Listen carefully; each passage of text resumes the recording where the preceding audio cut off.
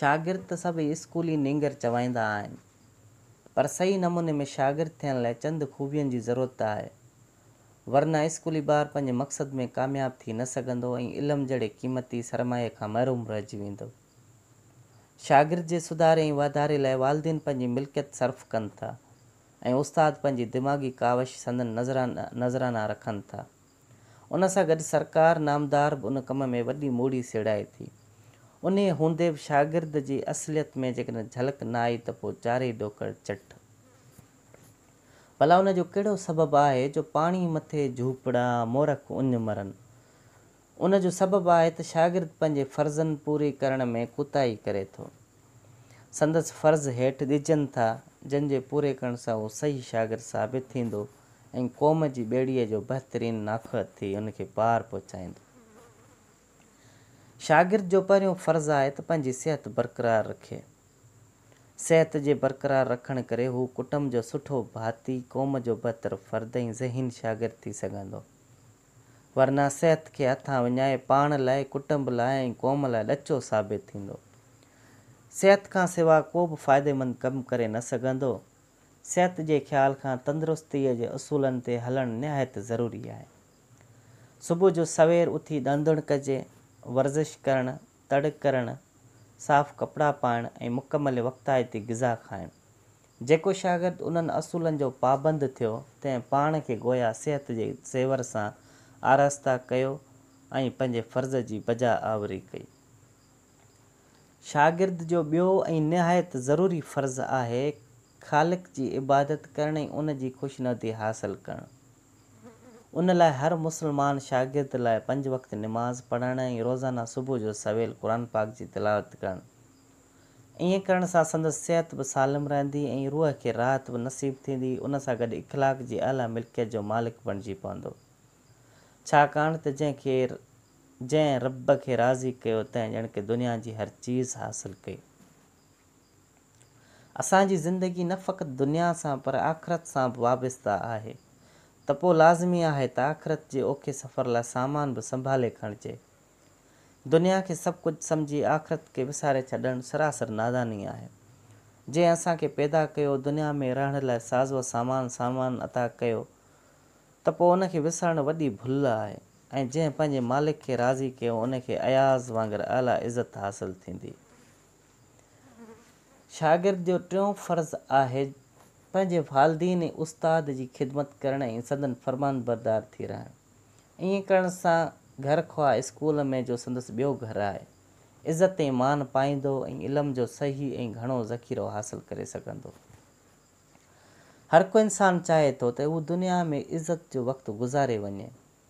इंसानु बज़ाते ख़ुदि बि इज़तमंद हस्ती आहे, जंहिंखे अशरफुल मख़लूक़ात जो शर्फ़ हासिलु थियल आहे। हर कंहिं शागिर्द खे पंहिंजी इज़त जो अहसासु हूंदो आहे। उहो संदसि चहिरे मां उन वक़्तु बखंदो आहे जंहिं वक़्तु क्लासनि जे साम्हूं खे सज़ा मिलंदी आहे। वाक़ई हुनखे जेकॾहिं अहिड़ो अहसासु आहे त पोइ उनखे पाण में ख़ूबियूं बि अहिड़ियूं पैदा करणु घुरिजनि जिन सां स्कूल तोड़े घर में संदसि इज़त वधे। शागिर्द जी ज़िंदगीअ जो काफ़ी अरसो 2 इदारनि में सर्फ़ थिए थो, हिकु घर में, ॿियो स्कूल में। उन्हनि 2 इदारनि जे सरबराहनि सां जेकॾहिं सुठो सलूक कयाई ऐं सदन चयो मञाई त पोइ संदसि बेइज़तीअ जो सवाल ई पैदा कोन थो थिए। थधो घड़ो पाण खे पाणीअ छांव में रखाईंदो आहे। शागिर्द जो चोथों फ़र्ज़ु आहे पंहिंजे इख़लाक़ खे बुलंद करणु। हू तालिब इल्म आहे, यानी हिकु अहिड़ी शइ जो तालिब आहे जा पाक आहे ऐं साफ़ ऐं सिर्फ़ु पाक सीननि में समाइजी सघे थी। इख़लाक़ उहो उत्तम औज़ार आहे जो इल्म जी चोटीअ ते चढ़ण लाइ हुन जो कमु सरअंजाम ॾिए थो। हिकु स्कूली नींगर ऐं बाज़ारी नींगर में तफ़ावत ऐं इख़लाक़ ई करे थो। हुनखे बाज़ारी रोल ऐं लोफर उन करे सॾियो वञे थो जो हू इख़लाक़ जी अलफ़ खां बाख़बर न आहे। हुनखे शागिर्द ऐं तालिब इल्म जहिड़नि लफ़्ज़नि सां पुकारियो थो वञे, छाकाणि त हू इख़लाक़ जो मुजसमो आहे। न त ॿिन्ही में को बि निमाया फ़र्क़ु कोन आहे। हुनखे पंहिंजी ज़िंदगीअ लाइ मक़सदु आहे जंहिं लाइ जदोजहद करे थो। ॿिए जी ज़िंदगी उन मुसाफ़िर वांगुरु आहे जंहिंखे मंज़िल मक़सूद त आहे मगर उन जी राह खां वाक़ुफ़ु न आहे। शागिर्द ज़िंदगीअ जे सरसब्ज़ वादीअ ॾांहुं ॾींहां ॾींहुं अॻिते क़दम वधाईंदो रहे थो ऐं ॿियो रुञे रणपट में भटकंदड़ मुसाफ़िर वांगुरु भटकंदे आख़िर बेज़तीअ जी मौत मरे थो। मतिलबु त इख़लाक़ शागिर्द जो ज़ेवर आहे जंहिंसां हिन खे पाण सींगारणु घुरिजे, जीअं इल्म जे पवित्र पाणीअ जे प्याले मां सुर्क भरी सघे। शागिर्द जो पंजो फ़र्ज़ु आहे महिनत जो मुज़ाहिरो करणु। महिनत ई आहे जा खेसि मंज़िल मक़सूद जे क़रीब कंदी। महिनत जो मेवो मिठो आहे। कुदरत बि उन्हनि जी मदद कंदी आहे जे पंहिंजी मदद पाण कंदा आहिनि। उहे मिसकिननि जा ॿार जे दुनिया में उत्तम मर्तबो हासिलु करे चुका आहिनि से महिनतनि जो मिसाल आहिनि। शागिर्द खे उहो यकीन करणु घुरिजे त महिनत जो मुल्ह तमामु घणो आहे ऐं संदसि महिनत कंहिं बि सूरत में रायगा न वेंदी। सुस्ती ऐं काहलीअ खे दुश्मन सम्झी हिमत जो संदरो छिके वधणु घुरिजे। महिनत खे मिठो मेवो सम्झी उनखे कील वांगुरु चुटी पइजे। ईअं करण सां शागिर्द खे घणे खां घणो सुधारो ऐं वाधारो नसीब थींदो।